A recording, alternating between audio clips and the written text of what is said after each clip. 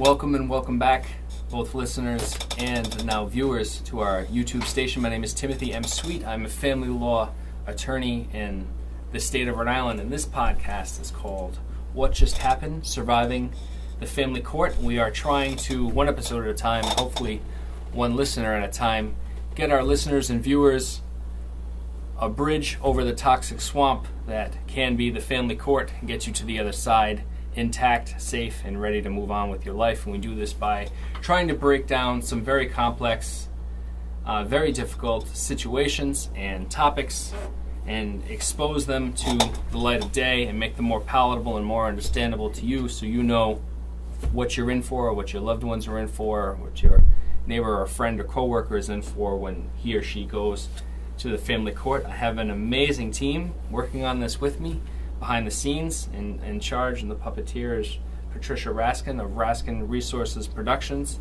I thank her so much for spearheading this effort. I'm also being produced by Tony Jones of Tony Jones on the Media, and I have Guillermo Garcia of Pixels behind the camera. We are unbelievably at episode 9 of this podcast series already, and we're going to have a brief discussion about legal fees, and we're going to try to take some of the fear and stigma out of that and explain it to you from the lawyer's point of view, so that, again, you know a little bit before you walk into the attorney's office of your choosing when you finally found one you like. Because if there is one thing that husband and wife and mom and dad and every single other person going to family court is going to confront, no matter their age, their case, their facts, and that is attorney's fees. And there are more fun things to do and better things to do with your money than paying an attorney. That is for sure.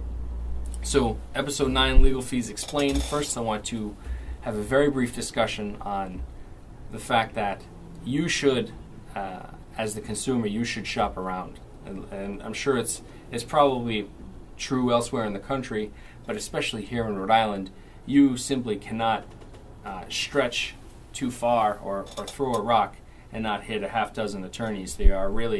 There's more legal advice than anyone would know what to do with in the great state of Rhode Island. If it's like that where you are, then you should, assuming you have the time, take the time, shop around, have long discussions with your attorney, get to know them a little bit as counsel and perhaps as parents of their own kids, and as business people, and as human beings, if you can find a lawyer who's also a human being, and get to know them before you decide that they are a right fit for you, especially in the family court, because the attorney-client relationship in the family court can be awfully strained. It can be difficult from the get-go if both attorney and client are doing what they're supposed to be doing. Some would say, and I would agree, that it should be difficult.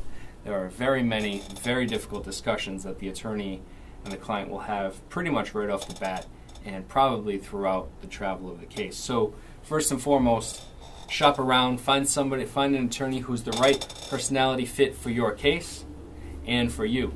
And what does that mean, to be a personality fit for your case? Your case may be one in which very high level, very delicate diplomacy is necessary. There could be some very touchy subjects, and there could be some landmines that have to be navigated deftly. And so maybe you need more of a diplomatic approach, and you should consider an attorney who has that skill set. And on the other side, perhaps you feel as though you're being taken advantage of, and you need more of a monster of a lawyer who's extremely aggressive and will just have a shock and awe approach and will move forward in your case, no holds barred. The very different personalities, both are a perfect fit for their own cases. Both of those attorneys would be great in the right situation, but you have to make sure they're right for you. And once you find one of us who you get along with and you think would be the right personality fit for your case, you're going to have to pay them. And attorneys are paid, family law attorneys are paid either a flat fee, in which you get the kick on the shin once, you pay a lot of money as a flat fee to your attorney, and then you guys never have to discuss it again, which is nice. Or they can be paid in retainers, and retainers are just a little bit more complicated.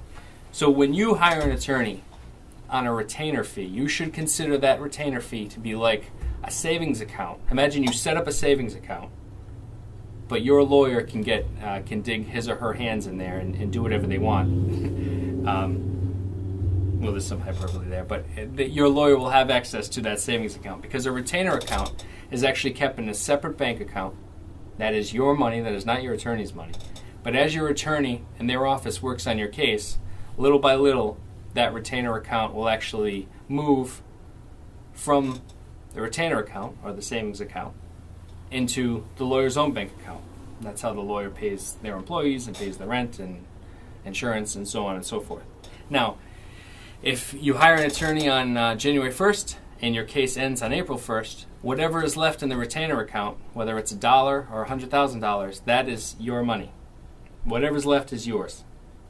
Because again, it's like a savings account that you have both agreed upon beforehand. Anything that is unearned or unspent reverts back to you in a retainer.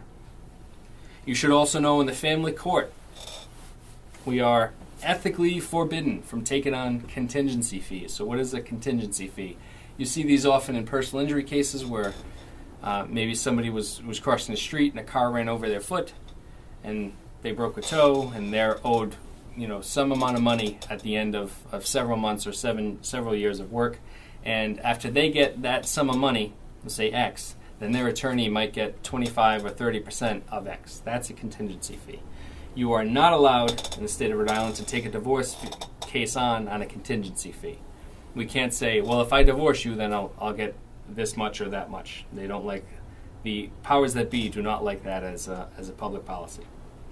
You should always, always, always have a fee agreement with your lawyer's letterhead on it, so you have in writing and signed by both of you exactly what it's going to cost and what the hourly rate is if you're not working on a flat fee. That way both you and your attorney know exactly what you're getting into.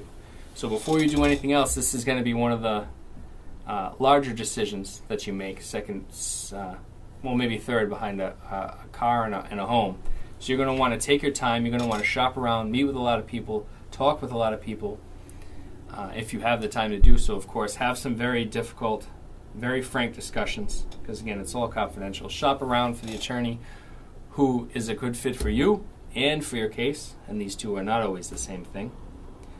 Do not ask for a contingency fee in family court cases. You're going to be working on either a flat fee or retainer, and if it makes it any simpler for you, consider a retainer like a savings account with a set sum in there, but a savings account that your lawyer has his or her hands in.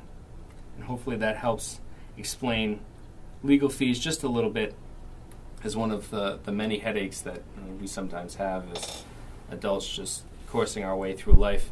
Again, Timothy Sweet, family law attorney in the state of Rhode Island. This podcast, What Just Happened, Surviving the Family Court. We're trying to get you, the listener, or your loved ones through the family court from one side to the other, intact, happy, healthy, and ready to move on and convert into a happy, healthier life on the other end. Thank you so much to my amazing team behind the scenes.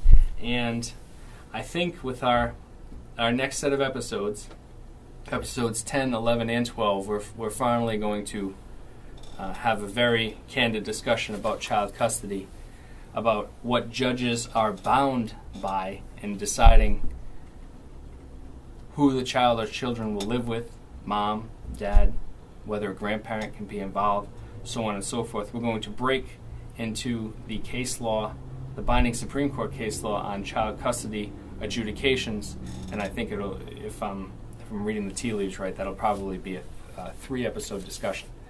So we're going to finally broach the topic of child custody next in episode 10 and probably 11 and 12. Again, Timothy Sweet. And as always, we're looking for feedback. You can call me 401-595-1665. Always happy to get your call. Email me, timothymsweet@gmail.com. Or you can find me, timothymsweetlaw.com. Thank you so much, and we'll see you next week.